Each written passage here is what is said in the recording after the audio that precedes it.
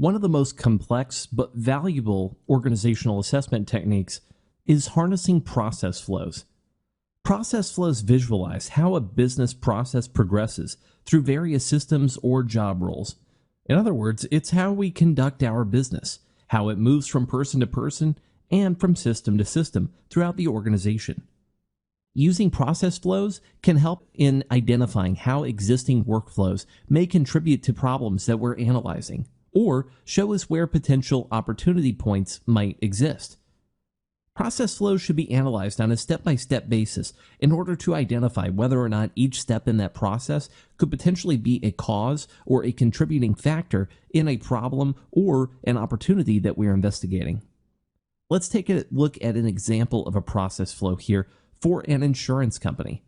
We have two different roles that this process is going to flow through: a claim adjuster and a telephone claim agent. First, we'll begin the process with the telephone claim agent. They receive a call at this point. However, a number of things can go wrong even this early in the process. We can have customers either have to wait for a long time or potentially give up and try again later. We have a limited number of agents, which helps to lead to this factor being the case. And the number of agents being limited is a direct result of previous budget cuts, which have left us understaffed. Once we've received a call, it's up to agents that are able to answer calls to determine whether or not a claim is eligible to be filed. If so, they record an accident's details. Here we again run into another potential problem. See, the accident detail recording system is an internal interface only open to other telephone claim agents and not directly to claim adjusters. This is a potential area for improvement moving forward. At this point, they would go on to find open times for claim adjusters to be able to meet with customers. Here, we want to find a match for our customer's schedule and for open time slots that claim adjusters have available.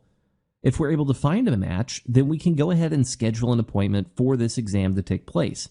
Moving on to process A, which we'll get back to in just a few moments. If we're unable to find a match, however, we have to determine whether or not to continue our search. Typically, we may try to continue our search to find additional open times for claim adjusters. However, there's a number of potential issues that could result here as well. We've heard from our claim adjusters that it can be hard to find available times. And one of the reasons for this seems to be that there are limited adjusters on staff.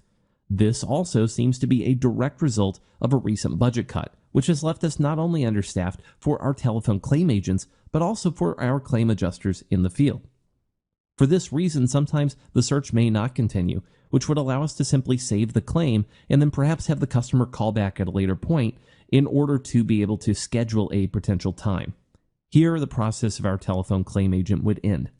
However, the process isn't yet complete. If we were able to schedule an appointment for an examination properly, then we go ahead and store this exam appointment, which is passed along to the claim adjuster.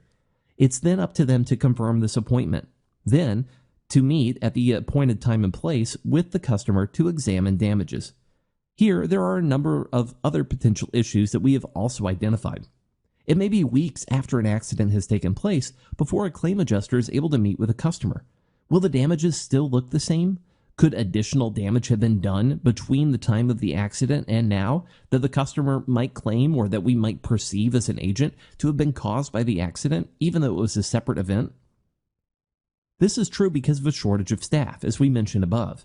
And we don't have enough trained adjusters either, so it's not just a number of bodies in the field, but also the number of adjusters who are truly competent at their job. Once again, we see that this is a direct result, you guessed it, of our recent budget cuts. Once we've examined the damages, it's up to the claim adjuster to take photos of the damages and then to complete a claim report. However, we see some other areas for improvement here. This report right now is filed on paper, and there's no mobile capability that could help the claim adjuster to file this more expeditiously.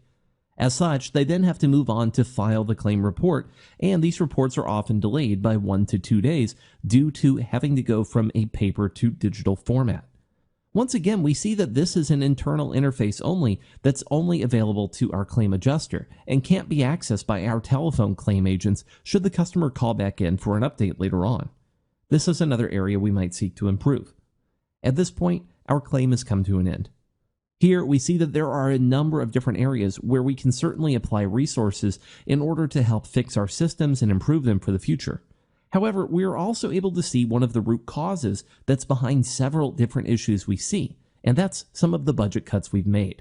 We need to go back and reevaluate whether the perceived cost savings that might have led to these budget cuts in the first place were actually worth it, given the amount of overutilization we see now of our staff and the potential for customer dissatisfaction that can arise from not having enough trained and competent agents on hand in order to help them in a time of need.